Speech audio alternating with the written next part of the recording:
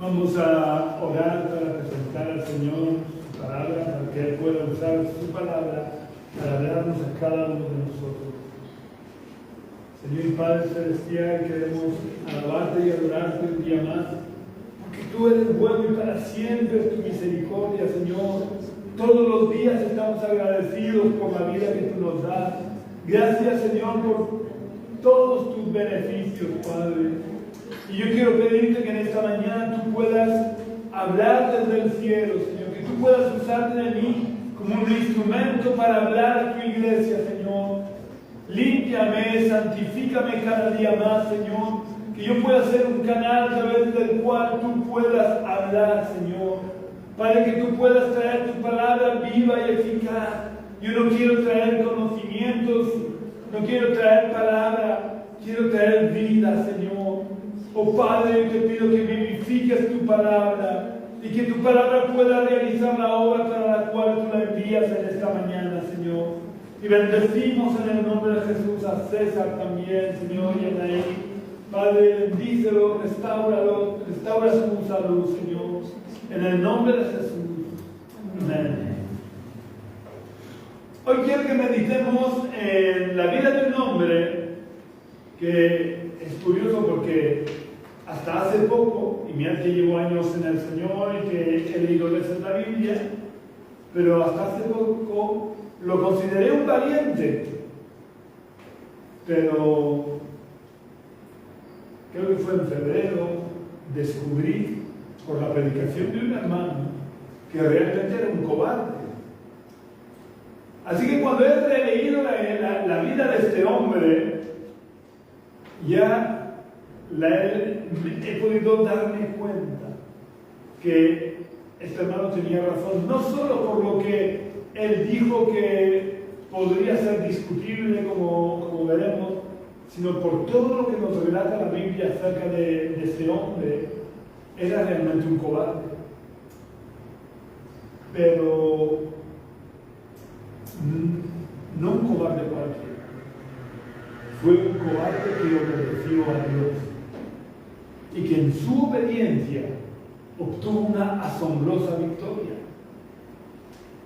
Lo bueno y bonito de la Biblia, que se diferencia de los libros, de las leyendas y de los mitos, es que la Biblia no elimina los detalles negativos de sus héroes, para que nos demos cuenta de que cualquiera de nosotros podemos llegar a ser un héroe en las manos de Dios si le obedecemos.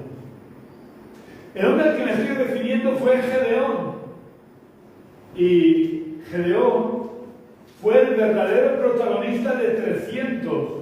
No sé si habéis visto la película de 300. Es una película basada en un acontecimiento histórico que ocurrió de verdad. El rey espartano Leónidas al final fue derrotado, pero resistió a un ejército de más de 100.000 hombres que venían contra él, porque ese ejército de 100.000 hombres tenía que atravesar un estrecho, el paso de las Termópilas, y ahí se hizo fuerte con sus 300 espartanos y pues logró resistir a los asirios durante bastante tiempo. Pero la realidad es que no peleó él solo. Eran 300 espartanos, pero con él habían más de 1.000 hoplitas. Sin embargo, Gedeón, con solo 300 hombres, verdaderamente 300, ni uno más, fue capaz de derrotar a un ejército combinado de madianitas, amalecitas y los hijos del oriente, que según Jueces 7:12, que no hace falta que lo busquéis, pero según Jueces 7:12, parecían una plaga de langostas. Imaginaos la cantidad de gente que había, que dicen que parecían una plaga de langostas, y sus camellos eran innumerables. Y esta asombrosa victoria la obtuvo con solo 300 hombres, gracias a la asombrosa intervención de un Dios asombroso. Pero esta fue su proeza. Pero hoy quiero empezar viendo su cobardía. No para criticarlo ni juzgarlo, porque estoy seguro que cualquiera de nosotros habríamos tenido miedo, hubiéramos sido más cobardes que él, si hubiéramos tenido que pasar por donde él pasó y tomar las decisiones que él tuvo que tomar. Pero quiero resaltar su cobardía para que nos demos cuenta de que Gedeón, al igual que otros grandes hombres de Dios, cuyas vidas han quedado registradas en la Biblia para ejemplo nuestro, él era un hombre de carne y hueso, con tantas debilidades y defectos como cualquiera de nosotros, que tuvo miedo. Lo que pasa es que no se dejó llevar por el miedo. Él se sobrepuso a sus miedos, a sus temores, para obedecer a Dios por encima de sus miedos. Pero que tenía miedo, lo vamos a ver cómo tenía miedo. Y quiero resaltar esto para que nos anime a que, a pesar de nuestros defectos y debilidades, si buscamos a Dios y si obedecemos a Dios, Dios puede hacer grandes cosas con nosotros. Dios no busca a hombres y mujeres perfectos. Dios busca y hace su obra con hombres y mujeres imperfectos, pero que están dispuestos a obedecer. Porque la obra al final la hace Dios. Dios puede vencer con un solo hombre o con un ejército grande. Dios puede hacer una obra con un hombre o con una multitud. Pero Él busca colaboradores. Normalmente la obra no la hace nunca Él solo. Siempre busca al menos un hombre que, como dice en Ezequiel, se ponga en la brecha a favor del pueblo. Y con ese hombre, con uno solo, o cuando hablo de un hombre, perdonadme, pero no uso el lenguaje inclusivo, me estoy refiriendo como el castellano dice que se debe de usar, lo uso en término genérico, incluyendo hombres y mujeres. ¿Vale? Entonces, Dios busca al menos un hombre que esté dispuesto a obedecer. Y cuando Dios encuentra a ese hombre dispuesto a obedecer, Él hace grandes cosas. En esta mañana vamos a empezar leyendo en el libro de los Jueces, capítulo 6. Vamos a ir y venir, pero nos vamos a centrar sobre todo en el capítulo 6 de Jueces. Vamos a leer los versículos 11 y 12. Pero yo os digo que si queréis en vuestras casas podéis leer desde el versículo 1. Solo que yo no voy a leer desde el versículo 1 para no alargarme innecesariamente. Y voy a leer solo este versículo. Pero mientras lo buscáis, os voy a poner en situación. Resulta que tiempo antes de lo que relata el capítulo 6, hubo una jueza en Israel llamada Débora, que junto con Barak vencieron a los enemigos de Israel y juzgaban al pueblo. Mientras vivieron Débora y Barak, el pueblo se mantuvo fiel a Dios. Pero como ocurrió durante todo el periodo de los jueces, cuando murieron Débora y Barak, el pueblo se desvió tras la idolatría de los pueblos de alrededor. Por lo que se encendió la ira de Dios contra su pueblo y Dios permitió que como consecuencia de su desobediencia fueran derrotados por sus enemigos. En este caso, por los madianitas. Los madianitas no los dejaban vivir en paz al pueblo de Israel y siempre que los israelitas tenían que recoger la cosecha, los madianitas los atacaban y destruían la cosecha de tal manera que el pueblo de Israel se fue empobreciendo poco a poco. Pasado el tiempo, los israelitas, para protegerse de los madianitas, cavaron cuevas donde se escondían de los madianitas. Y estando en esta situación, el pueblo comenzó a clamar a Dios. Y en respuesta al clamor de su pueblo, Dios les envió un profeta que les recordó todo lo que Dios había hecho por ellos desde que los sacó de Egipto. Y a pesar de todo el bien que Dios les había hecho, Dios les mostró que constantemente lo abandonaron a Él y fueron tras dioses ajenos. Dioses que realmente no son Dios. Este es el resumen del mensaje de Dios a través del profeta. Dios, el pueblo de Israel clama, Dios les envía al profeta y el profeta les recuerda todo lo que Dios ha hecho por ellos y cómo ellos le han dado la espalda a Dios. Pero Dios, que es un Dios de asombrosa misericordia, no se limitó a enviarles el profeta que les recordara lo que había ocurrido. Al mismo tiempo que Dios les envía ese profeta para recordarles su desobediencia, Él visitó a Israel para levantarles un libertador. Este libertador era Gedeón. ¿Y qué estaba haciendo Gedeón cuando lo visitó Dios? Es lo que quiero que leamos en el libro de los Jueces, capítulo 6.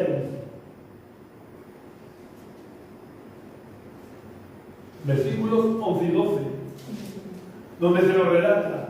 Entonces vino el ángel de Jehová, quiero recordar, por si no lo sabéis, cuando hablan del ángel de Jehová o del ángel de Dios, no es un ángel cualquiera, es Dios mismo, ¿vale? Puede ser lo que se conoce como una cristofanía, que es una aparición del Hijo antes de su encarnación.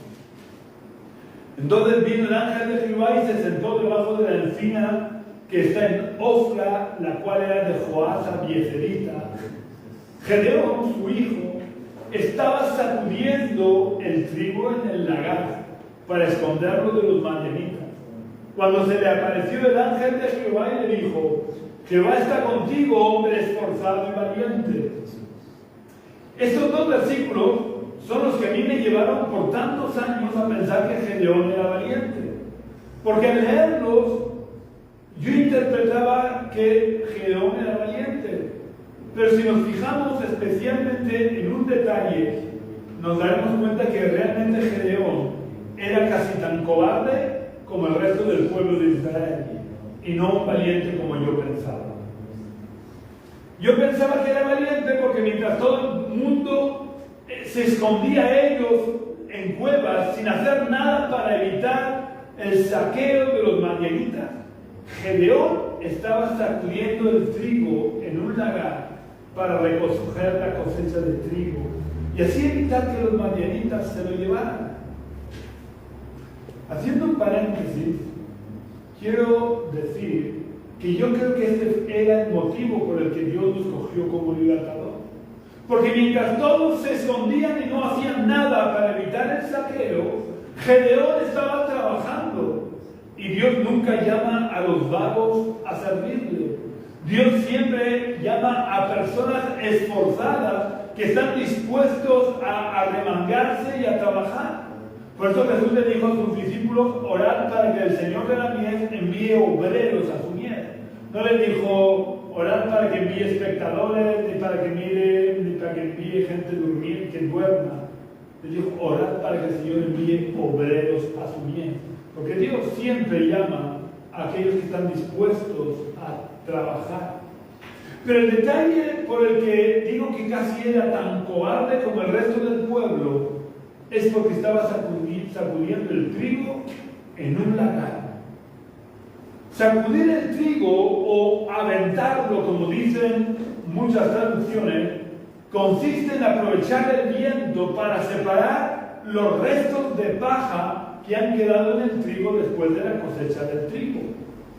Para aventar el trigo lo que se hacía era con un tridente o con una pala o con alguna otra herramienta tirar el trigo al aire, tirarlo hacia arriba con fuerza para que el viento se llevara los restos de paja que son extremadamente ligeros y el trigo que es más pesado cae de nuevo al suelo, porque por su peso no puede ser llevado por el viento.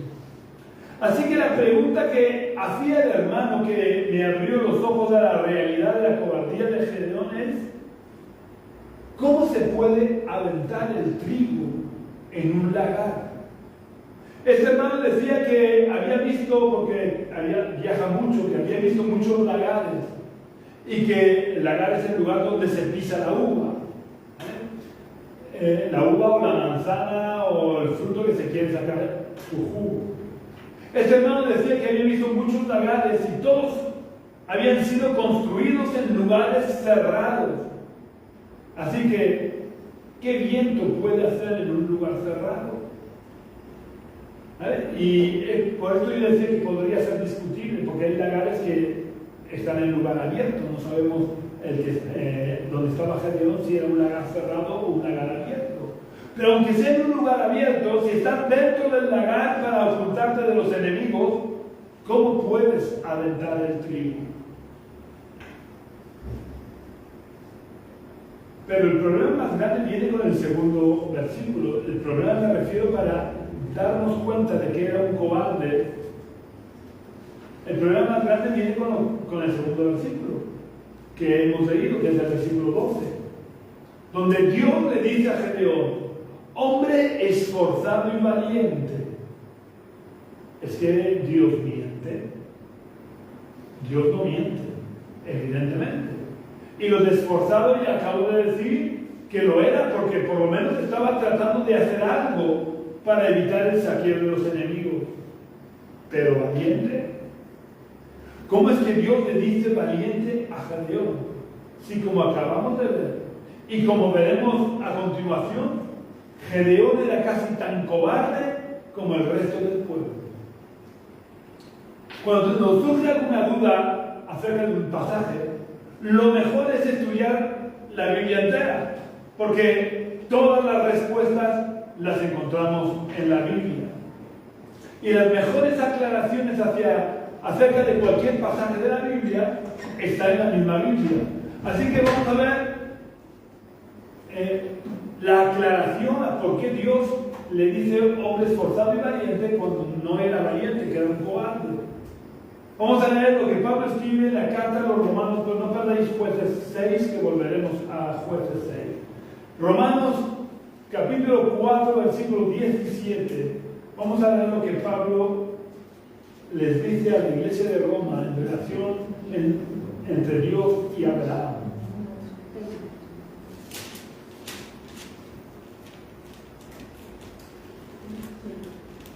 Pablo les dice a la iglesia de Roma en Romanos 4, 17, como está escrito, esto es lo que Dios le dice a Abraham: como está escrito, te he puesto por padre de muchas naciones, y lo es delante de Dios a quien creyó, el cual da vida a los muertos y llama a las cosas que no son como si fueran. ¿Qué es lo que hace Dios según este versículo? Y quiero recalcar y enfatizar, ¿qué es lo que hace Dios, no Abraham? ¿Qué es lo que hace Dios?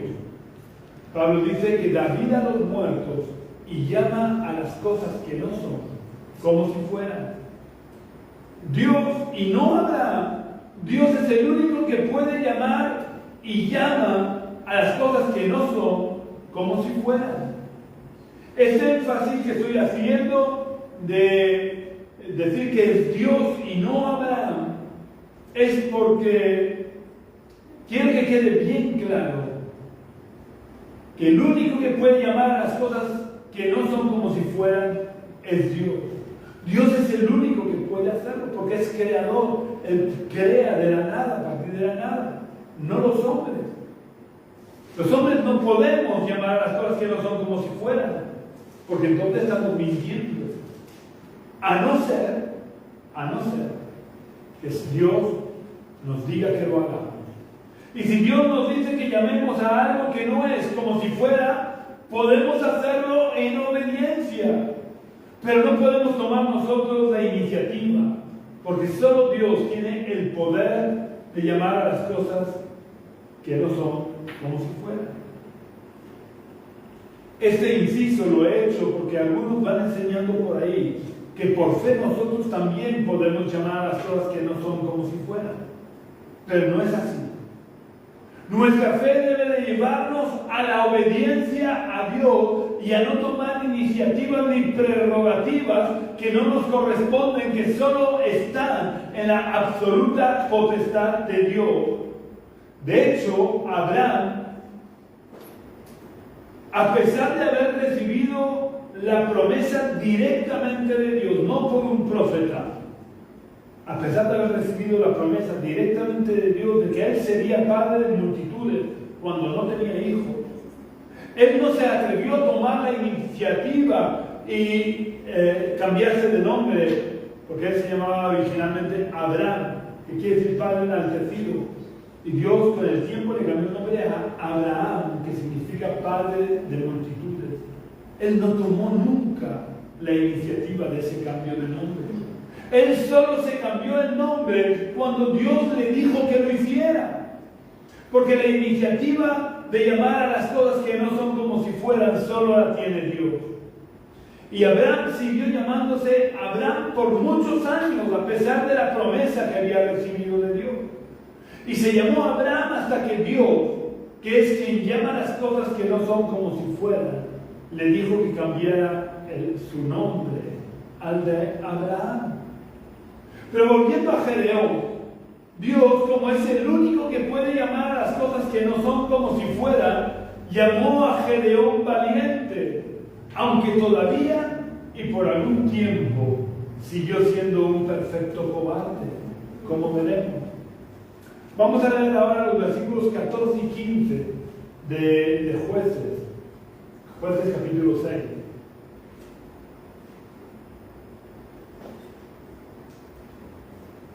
En Jueces capítulo 6, versículos 14 y 15, se nos relata el llamamiento de Gedeón y su reacción.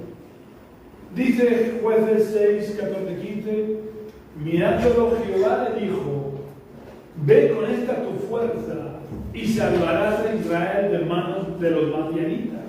¿No te envío yo? Gedeón le respondió de nuevo, Señor mío, ¿con qué salvaré yo a Israel? He aquí que mi familia es pobre en Manasés y yo soy el menor en la casa de mi padre.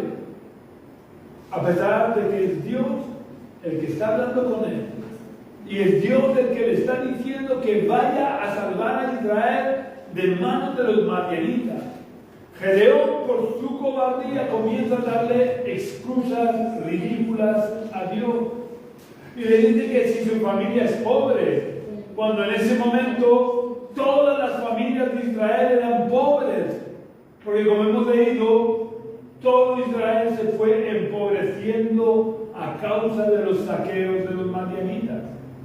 Y la siguiente excusa también era bastante ridícula. Le dice que es el menor de la casa de su padre, como si Dios no lo supiera, o como si Dios no se hubiera servido de Moisés, el menor de la casa de su padre, para sacar a Israel de la esclavitud de Egipto y guiarlo por toda la travesía del desierto.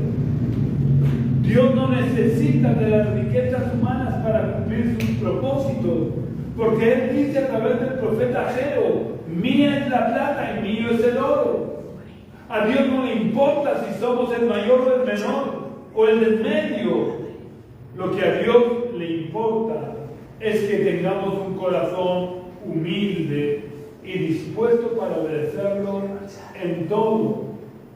Y aunque Gedeón le pone excusas a Dios, Gedeón tenía un corazón humilde y dispuesto a obedecer a Dios hasta el final.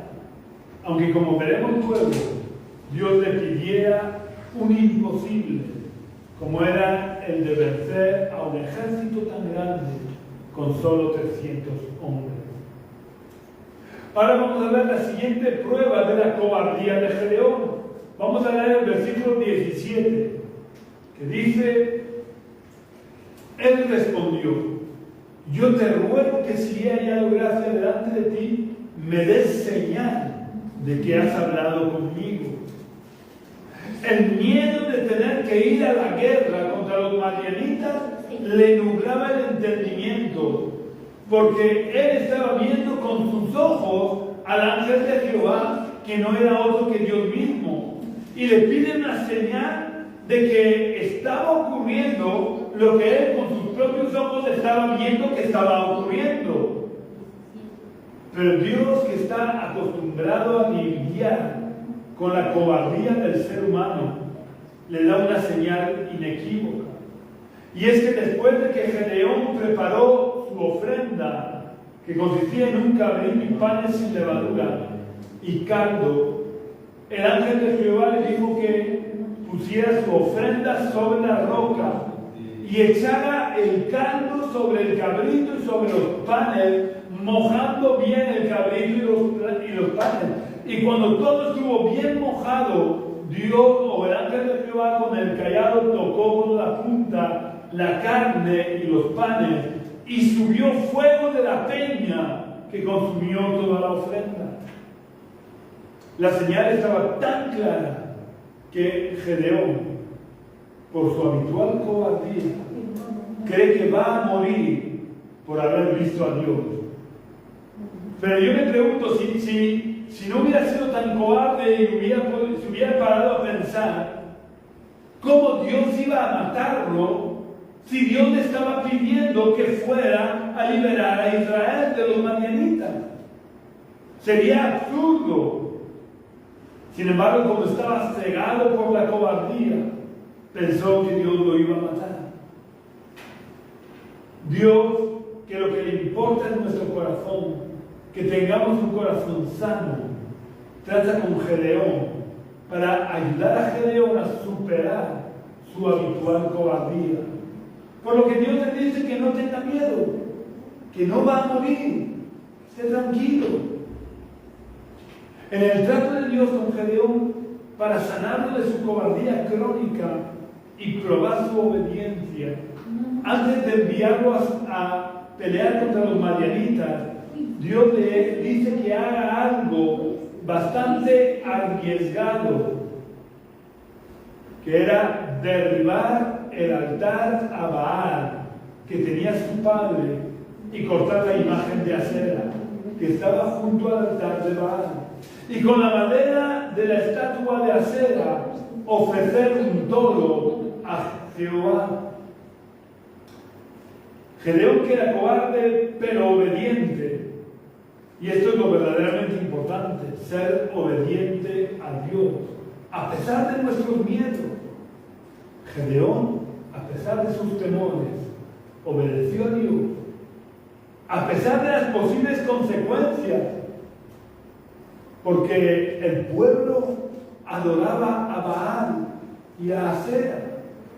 De hecho, cuando se levantó el pueblo, quisieron matar a Gedeón, pero Dios usó al padre de Gedeón para interponerse e impedir que mataran a Gedeón.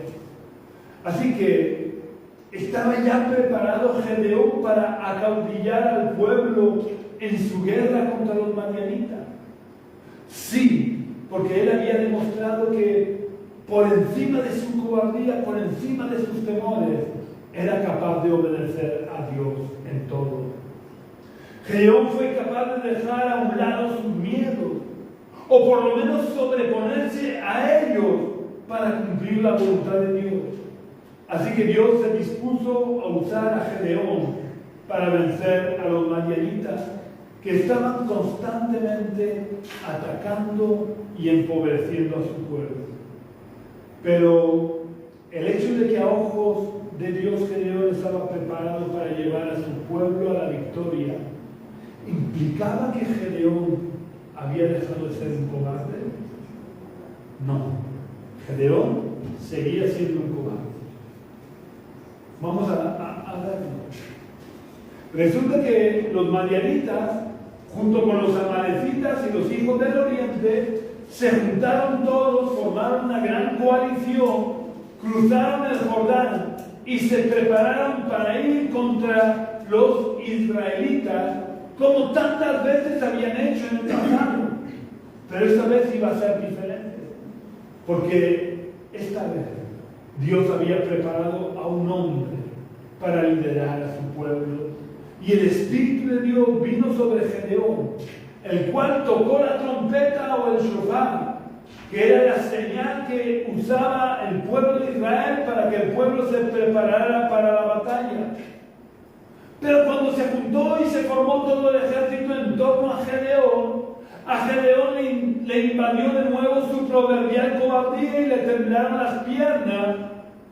Pero lejos de rebelarse contra Dios a pesar de sus temores y de abandonar la causa, lo que Gedeón hizo fue lo que deberíamos hacer todos cuando las circunstancias son adversas.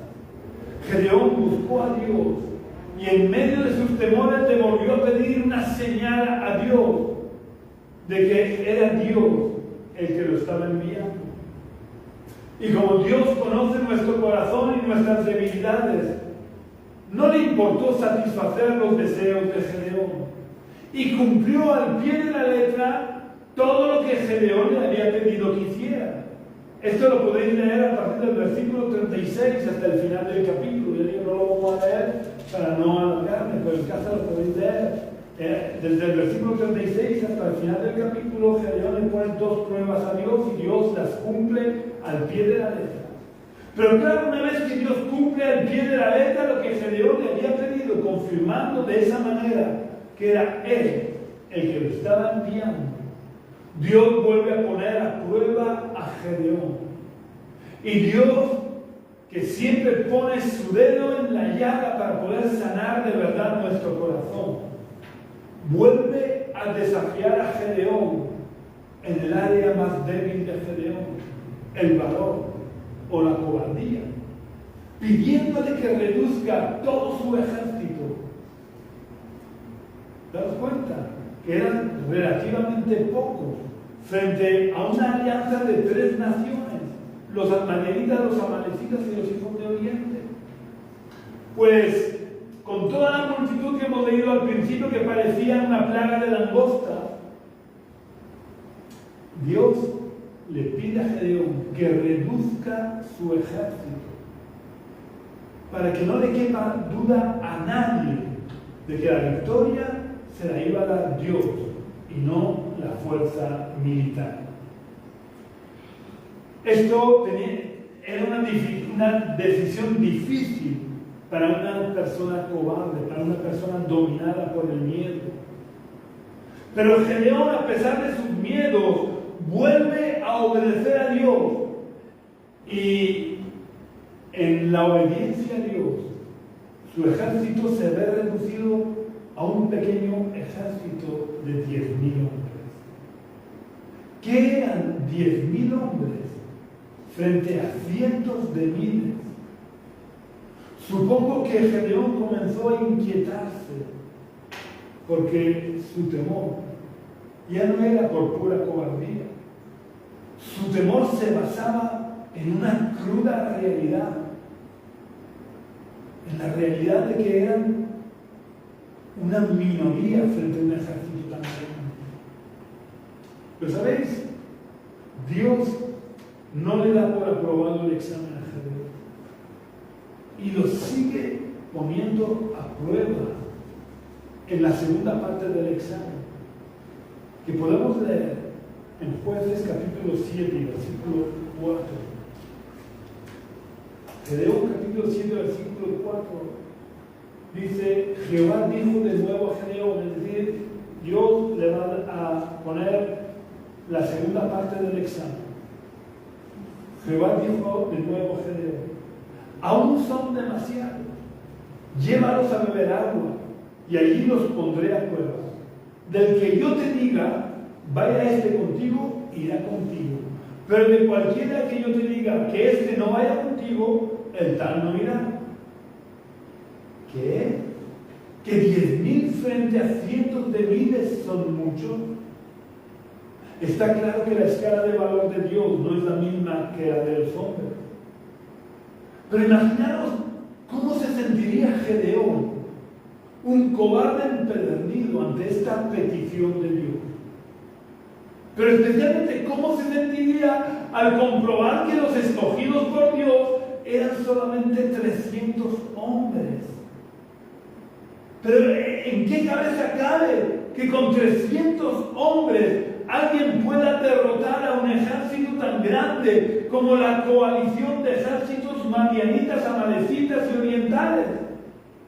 Pues solo puede caber en la cabeza de Dios, que es un Dios asombroso.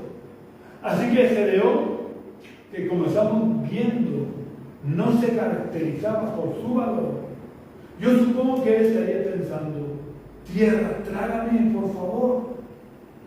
Pero como Gedeón, por encima de su cobardía, estaba decidido a obedecer a Dios, vamos a ver lo que Dios le dijo. Porque Dios no nos abandona nunca. Cuando Dios nos pide tareas difíciles, Él viene con nosotros, pero Dios, que sabía por dónde estaba pasando Gedeón, las luchas que debía de tener en su mente y en su corazón, al ver que se había quedado con 300 hombres para hacer frente a un ejército de cientos de miles.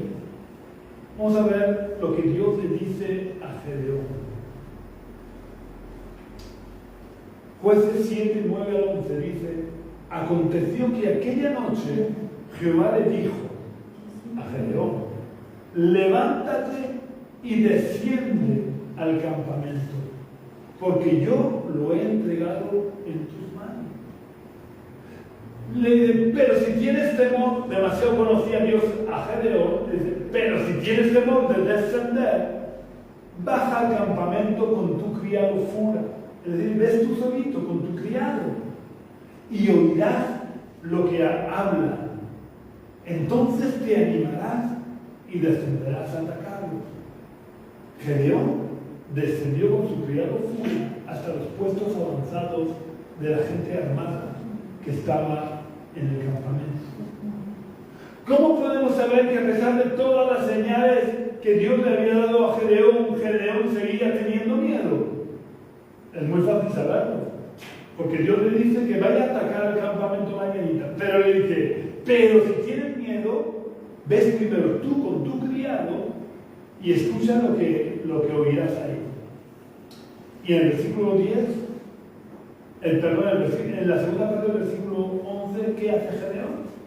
Enseguida coge a su criado, es decir, estaba Gedeón reconociendo su temor, coge a su criado Fura y baja hasta los puestos avanzados de la gente armada que estaba en el campamento. Después de escuchar la conversación entre dos de sus enemigos, que podéis leerlo en vuestras casas, en los versículos 13 y 14 está la conversación. Como Dios le había dicho, al oír esa conversación, él cobró ánimo, reunió a sus 300 hombres, y como Josué había hecho en la conquista de Jericó, Gedeón siguió la estrategia que Dios le había dicho al pie de la letra, a pesar de ser también una estrategia bastante absurda, como el caso de la conquista de Jericó.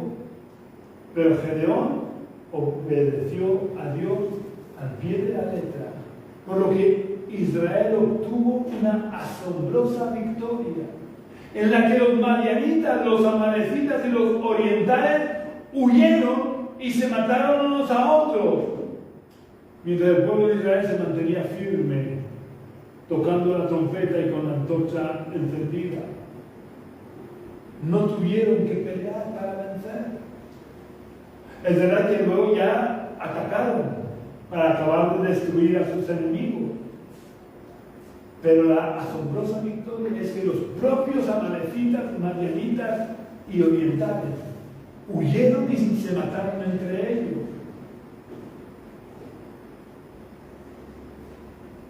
Para terminar, quiero preguntarte: ¿quieres formar parte del ejército de Dios y que Dios pueda pelear tus batallas? Espiritualmente hablando, claro está, porque nosotros no tenemos lucha contra carne y sangre. Pues si quieres ser un instrumento en las manos de Dios para derrotar a las tinieblas, lo primero que debes de hacer es invitar a Jesús a que entre en tu corazón, porque de esa manera Dios peleará tus batallas y te dará asombrosas victorias que nunca te has imaginado, como se la dio a Gedeón, a pesar de sus muchos miedos. Si quieres recibir a Jesús en tu corazón, te invito a que cierres por unos momentos tus ojos y repitas la oración que voy a hacer, pidiéndole a Jesús que entre en tu corazón. Señor Jesús, yo quiero abrirte en esta mañana las puertas de mi corazón. Te invito a que entres para tomar el control de mi vida. Te pido que perdones mis pecados. Te pido que me limpies de toda mi maldad. Te pido, oh Dios, que tú me ayudes a vencer mis temores. Te pido que tú rompas todas mis cadenas, que rompas todas mis ataduras, que limpies cada área de mi vida, que quites toda tiniebla de mi vida, Señor, y que desde hoy para siempre tú seas el Rey y Señor de mi vida, y yo te siga a donde quiera que tú me envíes, y que tú puedas cumplir tus propósitos en mí, en el nombre de Jesús. Amén. Si has hecho esta oración, como digo cada domingo, no dejes de buscar una iglesia donde se predique de verdad el Evangelio y no tradiciones humanas, y te unas a ellos, porque todos somos miembros de un cuerpo, la iglesia, y los miembros del cuerpo no podemos vivir aislados. Los cristianos no podemos ser llaneros solitarios, formamos parte de la familia de Dios y las familias deben estar unidas. Pero si no has hecho hoy la oración, yo quiero pedirte que ahora, cuando dejes de mirar la tablet, el móvil, el ordenador, cierres tus ojos. No dejes para mañana lo que debes de hacer hoy, porque quizás mañana sea tarde. No es que te desee nada malo, pero nadie somos dueños de nuestro futuro. ¿Cuánta gente, estando aparentemente sanos, les da un infarto? O se tropiezan y tienen una mala caída. Nadie sabemos si estaremos vivos mañana. Por eso no dejes para mañana lo que debes de hacer hoy, de recibir a Jesús en tu corazón. También quiero pedirte que, si lo ves bien, compartas este vídeo, este culto, en todas tus redes sociales, para que el Evangelio pueda extenderse lo más posible. Un abrazo muy fuerte para todos y cada uno de vosotros. Ya sabéis que si queréis contactar conmigo o con nosotros, si queréis participar de nuestros cultos presenciales, podéis venir a la calle Río Júcar, número 19 bajo, del barrio de los Dolores, los domingos a las 11 de la mañana. Si queréis visitarnos, siempre seréis muy bienvenidos. También puedes contactar conmigo a través del teléfono que figura en esta página de Facebook de la iglesia. Preferentemente, por favor, llámame por la tarde, porque por las mañanas estoy trabajando. O puedes visitar nuestra web, iglesiagenesis.jindofree.com. Iglesia Génesis se escribe tal cual suena, .jindofree, deletreado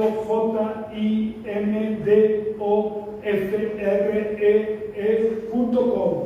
Un abrazo muy fuerte, que tengas una semana muy bendecida en el nombre del Señor.